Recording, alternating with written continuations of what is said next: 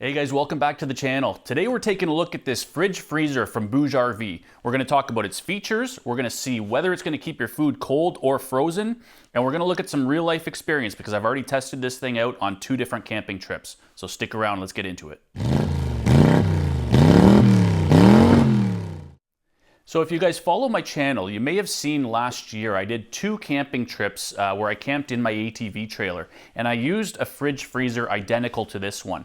That was an unsponsored fridge that I had. That was a fridge freezer that I'd purchased with my own money after doing a ton of research. It was the model that I had decided on.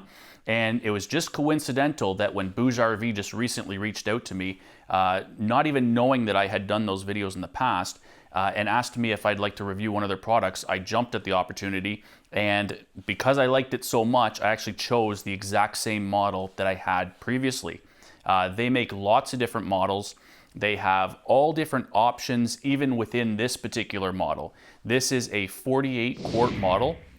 And what I want to do is just sort of go around, we'll go all the way around the outside, we'll take a look at the doors, how they function, and then we'll do a little bit closer. I'll bring the camera in and give you a better look at the actual inside and the control panel. So starting on the top, one of the main reasons that I chose this particular model was that it is available with 2 separate doors. Because it's a combo fridge freezer, you have 2 different compartments, and it is available in a single door. The drawback to that is every time you open and close it, you're opening both compartments and you're letting some of that cold air out. So if I have my fridge area here, and you can choose whether you want it to be a fridge and a freezer, or both fridges or both freezers, or vice versa. So it's very customizable that way. So if you had your refrigerated items in this one side, drinks and whatever food and stuff you wanted to have in here, but then you had freezer items on this side, if it was one single door, then every time you're accessing a drink, you're also letting your cold air out of your freezer. So I really like this dual door design on this one.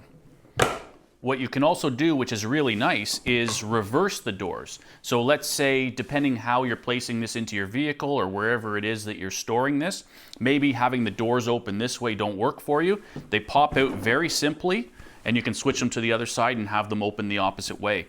So it's very convenient, especially depending how you put it into your vehicle. As to which side the doors open, you can change that. It also comes with a little cutting board on the inside of the lid here, which then fits into the top. There's a little slot on the top here, or you can just use the cutting board off on the side.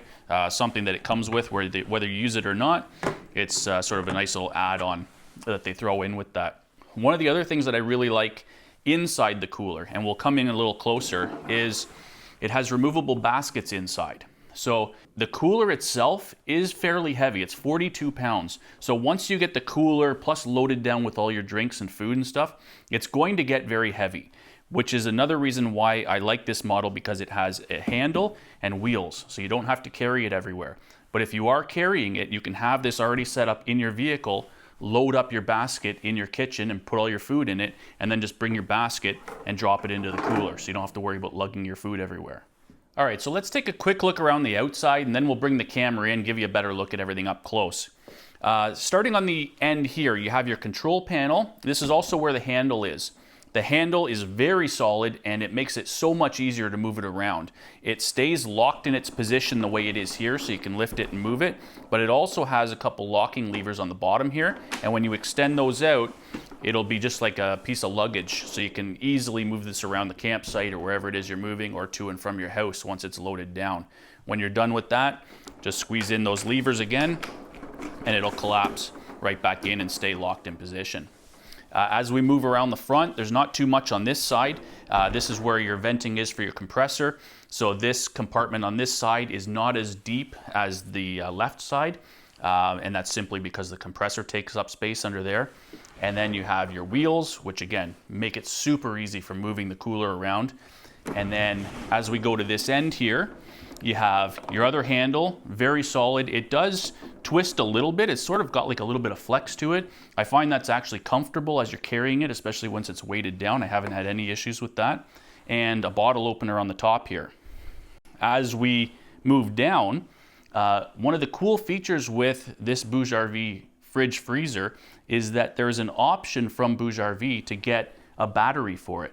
So this will actually run by itself off of a battery that you can stick in the side here. So you don't need to plug it into either a household outlet or your car lighter socket. You can have this completely self-sustained if you were taking it to the beach or using it on a campsite without power. You could have a battery plugged right in there and run it for, I believe, anywhere from 8 to 10 hours off of that battery. As you move down, you have your AC, DC charging port there. And you also have a solar input. So if you did have the battery from BougeRV and you had solar panels, the battery can actually charge from your solar panel directly. So that's a really cool feature that not too many other fridge freezers have. All right, so I have it powered up here, guys. And what I'm doing for power is right now powering it off my Blue Eddy over on the side there. That's my new Elite 200 V2. That right now is powering it off of AC. So I'm gonna try both AC and DC. I wanna see if there's any difference in the draw. So right now, you can see it's drawing 79, 78, roughly 80 watts.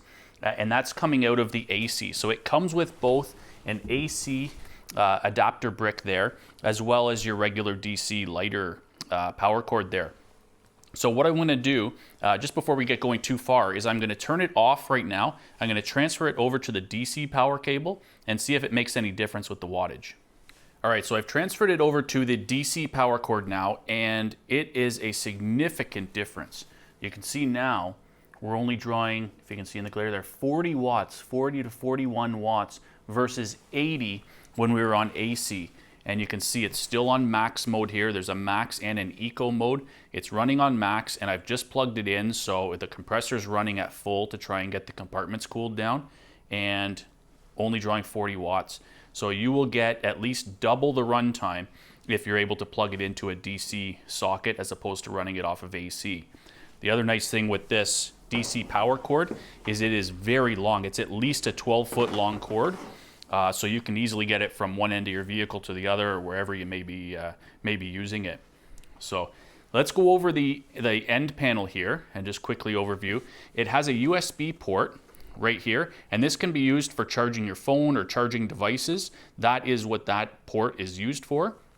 And then it displays your two compartments here. So it's showing you the left compartment is the large and the right is the small compartment. And right now it's showing at 10 and 17 degrees. That's because right now I've just plugged it in, so it's cooling down to the temperatures that I have it set at. You can also use an app to control it. So it's got Bluetooth. You can see the Bluetooth indicator there on the screen.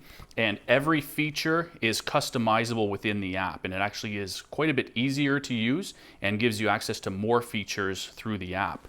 But everything can be done from the screen here. So you'll see right now, and you can see it's dropping pretty quickly. The left compartment is at 9 degrees. The right is at 17. If I use my plus and minus here, you can see I've got the left set at 4 degrees for a fridge, and if I hit the settings button, the right is set to minus 14 for a freezer. And you can just hit the settings and go back and forth between those. Right now it's, because it timed out, if I hit the settings now, it's saying max mode. If I press that again, it'll switch over to eco, but I'm gonna leave it on max just so it cools down as fast as it can. And it only takes, according to the specs, about 15 minutes for it to get down to temperature. So you don't have to plug this in overnight in advance so that it can cool down and then put your food in. You know, plug it in half an hour before you're ready to go, and it'll be cooled down to temperature and you're good to go. Over on the other side here is your power button. And then we'll take a quick look inside. Actually, before we do that, it also has your battery voltage on the end here as well. So if you have it plugged into your car, this is going to be very important for you. And you'll also see an M on the screen there. So there is a low, mid, and high setting, and this is explained in the manual. And what that's doing is it's a low battery cutoff. So if you have this plugged in your car, and then you turn your car off, you don't want this to drain your car battery. So this actually has a shutdown protection in it, so that if your battery reaches a certain voltage, it'll automatically shut down the fridge, and that will save your car battery so that you can still start your car. And that is customizable through the settings on the screen or in the app as well, and we'll get into that in a few minutes. We'll move around now to the inside. The handles on these doors are really nice and solid. They click down and click into place with a really solid latch. The whole cooler itself is very rugged feeling. The type of plastic that they use here all throughout, it just feels very durable and feels like it's gonna last. It doesn't feel like it would scratch easy. It just overall feels very rugged. So when we lift up that lever and look inside, you'll see we also have lights on the inside here. I'll open up the freezer side as well. It has a light in each compartment. Those turn on as soon as you open the door, and it really helps, especially at night when we were camping. It really illuminates the inside here. Even though it doesn't look like a whole lot of light, it makes a huge difference. As far as the depth of these, I'll grab a couple drinks that I have here. So I've got a jug. This is almost a 2-liter jug of Clamato. And you can see that fits down in there. I'll grab a can of pop as well, just so you can see the overall depth. But a can of pop can still sit on top of that and still have plenty of space to close the lid. So any sort of wine bottles or taller items and things like that will have no problem fitting in that deep compartment. It is very spacious. We used it for a couple of 2 to 3 day camping trips, and it held everything we needed for those. And then moving over to the freezer side, a little bit smaller, but still a lot of space for this size fridge. A can of pop will fit there. It's not tall enough to have a second one on top, but you could put a whole row of cans here and then lay down another row on top. And then if I was to take this 2-liter and put it down in there, it's not deep enough for it to stand, but easily laying it down.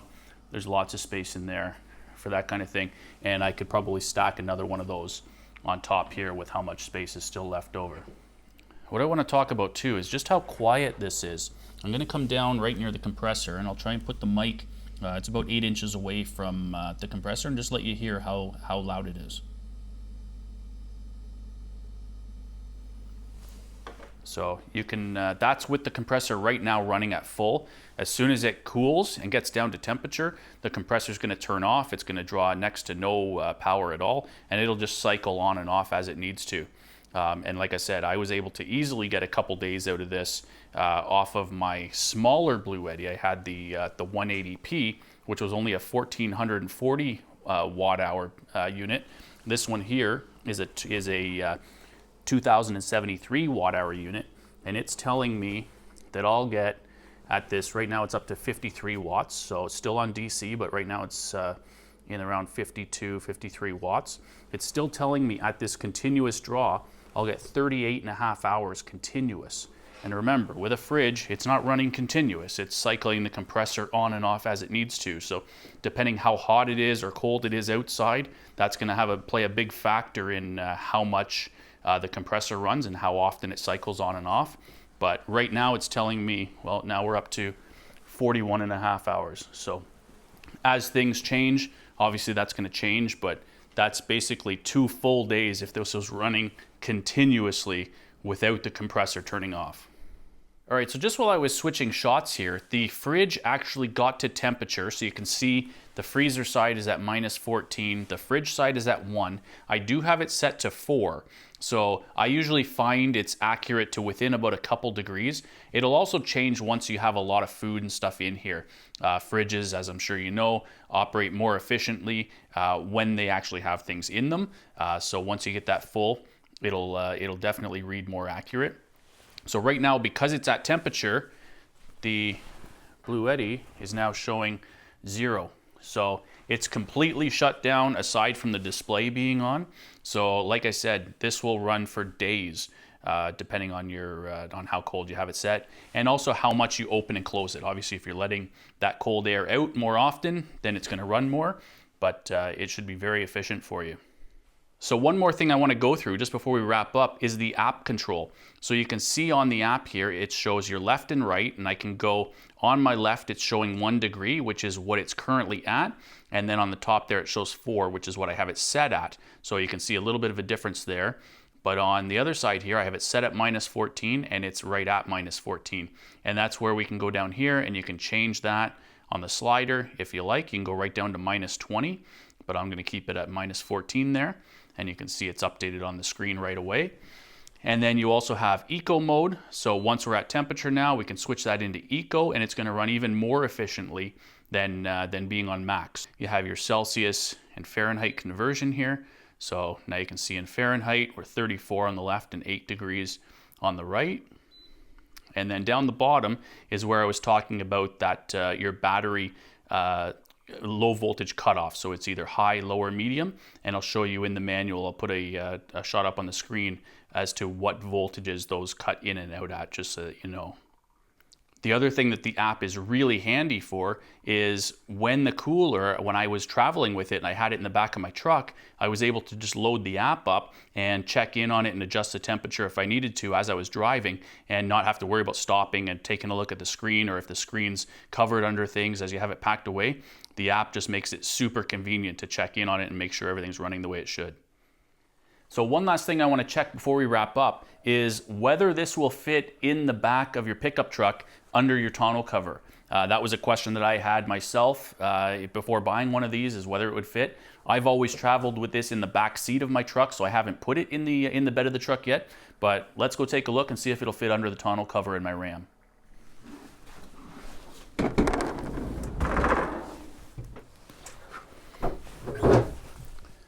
All right, guys, so yeah, it definitely fits. I've got at least a couple inches of space there. I'll bring the camera in so you can see. So I would think, hopefully you can see underneath there, that's with the diamond back, and that sits flush with the top of the side rails. So I would think with any full-size pickup, you should have no problem with that fitting in the bed of your truck.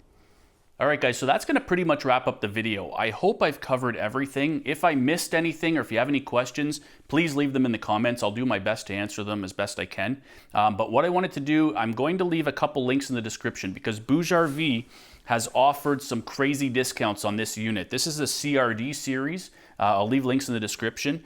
But if you're in the US and you're shopping on their US site, right now they're offering 26% off on this unit. Plus, if you use code JOHNSOFFROAD, you're going to get another 5% off on top of that. That's an exclusive code.